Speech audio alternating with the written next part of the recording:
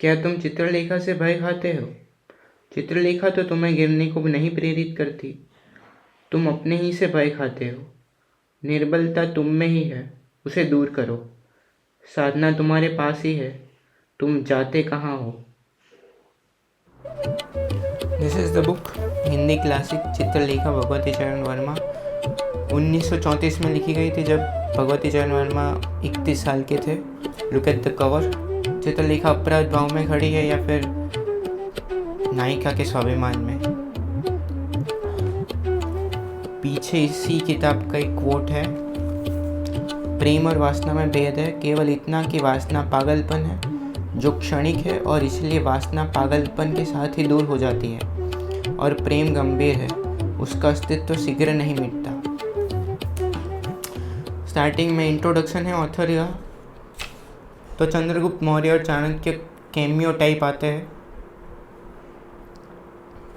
जीवन का उद्देश्य धर्म, कर्म और ईश्वर के संवाद और तर्क है। कहानी का कथा वस्तु कुछ इस प्रकार है कि एक बार महाप्रभु रत्नांबर उनके 2 शिष्य श्वेतांक और विशाल देव के साथ पाटलिपुत्र से गुजर रहे होते हैं। तब प्रश्न प्रकट होता है कि पाप क्या है। इसके उत्तर में महाप्रभु रत्नांबर उन्हें परिभाषा की गोली दिए बिना संसार से ही इसका अनुभव करने की सलाह दे। वह श्वेतांक को भेजते हैं सामंत बीजगुप्त के सेवक के रूप में और विशाल देव को साधक कुमारगिरी के शिष्य के रूप में, और 1 साल बाद फिर उसी स्थान पर मिलने का वचन लेते हैं। कहानी में आगे चित्रलेखा आती है। चित्रलेखा कहानी का मुख्य पात्र भी है और जो कि बड़ा ही गूढ़, रोचक, मिस्टीरियस है। एक और बात पर ध्यान दिया जाए तो यहाँ पे भगवती चरण वर्मा ने प्रखरता पसंद की है। कुमारगिरी साधना में प्रखर, बीजगुप्त धन व्यवहार शासन में प्रखर, चित्रलेखा नर्तकी और आकर्षण में प्रखर। तो जीवन के सभी मूल्य प्रखरता में प्रदर्शित होते हैं, वो प्रखरता में सरफेस पे होते हैं। समय एक गति से चल रहा होगा तभी ये प्रभावशाली प्रखर पात्र अपने कार्यक्षेत्र मूल्यों के कारण एक दूसरे से टकराएंगे, घटनाएं घटेंगी, कार्य होंगे। इन्हीं घटनाओं का फिर से उन पर पुनः प्रभाव पड़ेगा और फिर इन्हीं कर्मों को विशाल देव और श्वेतांक अपने पाप और पुण्य में तोलेंगे या फिर इन्हीं चक्र का हिस्सा बन जाएंगे। This whole scene creates chaos and turbulence, और इसका परफेक्ट रिप्रेजेंटेशन है इसके संवाद। इसके संवाद के बीच की बैक एंड फोर्थ की वजह से ये page turner. First I had it misunderstood for Vaishali Nagarvadhu because they are very much identical at first glance, but Vaishali ki Nagar Vadhu published in 1957, this in 1934. Besides that, Amrapali character of Vaishali की नगर वधू is historical one. शक्ति है, वह सृष्टि है यदि उसे संचालित करने वाला व्यक्ति योग्य है, वह विनाश है अगर उसे संचालित करने वाला व्यक्ति अयोग्य है। Interesting approach towards women in the book. At one end, he is uplifting them through characters such as Yasodhara and Chitralekha, and at another end, he is trying to build narrative कि औरतों की वजह से ही आग लगती है, and at the end, he bursts that narrative out and gives whole platter to choose from.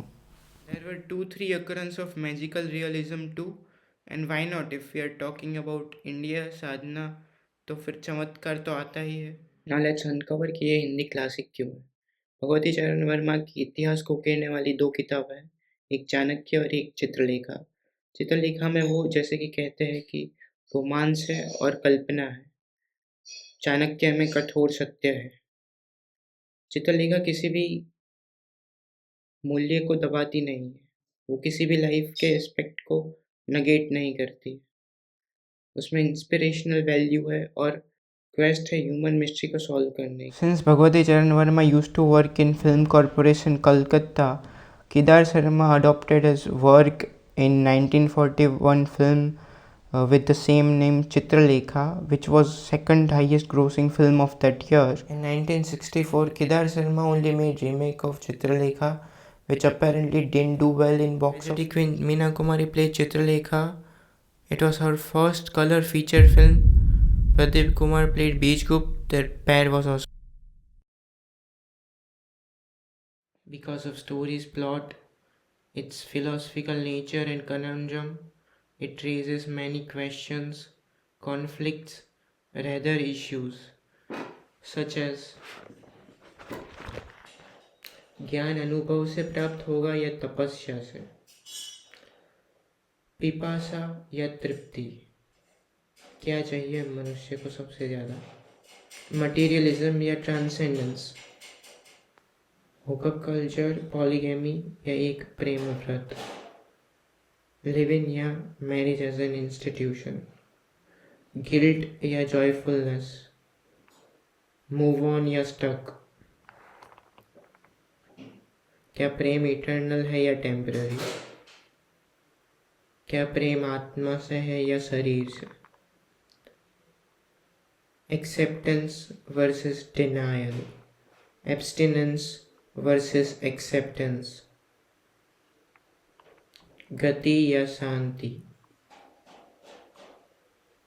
सच या गलत, पाप या पुण्य, एंड मैनी मोर। प्रश्न ये भी है कि इनमें से कई क्या को एग्जिस्ट कर सकते हैं या किसी एक को आपको चुनना ही होगा। क्या आपकी पसंद आपके बायसेस एनवायरनमेंट से प्रेरित होगी?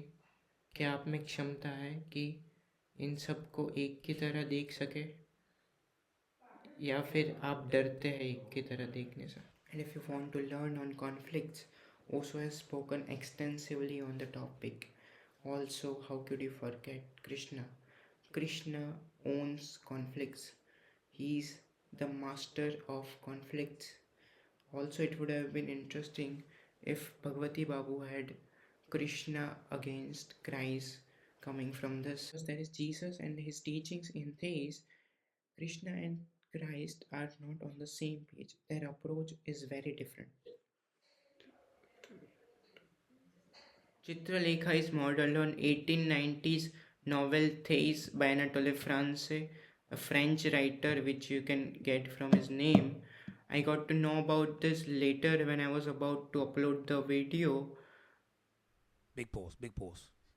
It is conflict between sensual and spiritual, sambhog, samadhi, worldly pleasures, and abstinence from it. Basically, it is ascetic idea of Christianity, but this asceticism is in all religion, whether it is Hinduism, Buddhism, Jainism, or Christianity. Thais is set in 4th century Alexandria, exploring life in the city, people, culture, atmosphere. Same चीज़ चित्रलेखा के साथ करने की कोशिश की गई है, जहाँ पे पाटलिपुत्र और काशी की जहाँ पे पाटलिपुत्र और काशी का जिक्र है, लेकिन कुछ कम ऐतिहासिक और comprehensive. Thais has also been adapted in opera by Jules Massenet with the same name Thais, and this is where magic, mystery, and history of literature and adaptation comes in. You grab plot of Thais from Alexandria to India in Patliputra with almost the same time period, and it doesn't look odd. It fits in perfectly. एक तरफ Christianity है तो एक तरफ Hinduism, एक तरफ monk पॉफ्यूस है और दूसरी तरफ संत कुमारगिरी. कॉर्टिजन थेइस है तो फिर नर्तकी चित्रलेखा है. Monk Paphnutius is obsessed with making Thais free from her sinful life.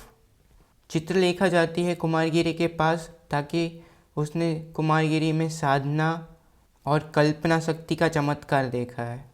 The meeting point is that in both cases, the monk has to fight between religious fervor and suppressed desires towards feminine. We owe this commonality to basic human brain structure and emotions, and also to the fact that how history, evolution has shaped civilization, cultures, and empires. चरण वर्मा ने थेइस से inspiration पर टिप्पणी की थी चित्रलेखा के preface में. इस वर्जन में नहीं है, शायद स्टार्टिंग के संस्करण में होगा कि the difference between Chitralekha and Anatole France Thaïs is as much as there is between me and Anatoly. Because in Chitralekha, there is a problem. It is my own perspective of seeing virtue and vice of human life. It is also the music of my soul, that the base is conflict. Chitralekha's conflicts are mine. They are upaj of my brain. That's why they are different. It's perspective upon conflicts. That's the key difference. Hi everyone, if you have made it so far in the video, let me introduce myself. I'm Harsh, student of humanities. I love reading books and discussing them, especially abstract concepts within them. Chitralekha में से कई थे utilitarianism, moral relativism, contrast between characters and values. If you have read it, then drop a comment below. Comment section is open for discussion. If not, give it a try. Also comment on books you would like me to read and review. Subscribe.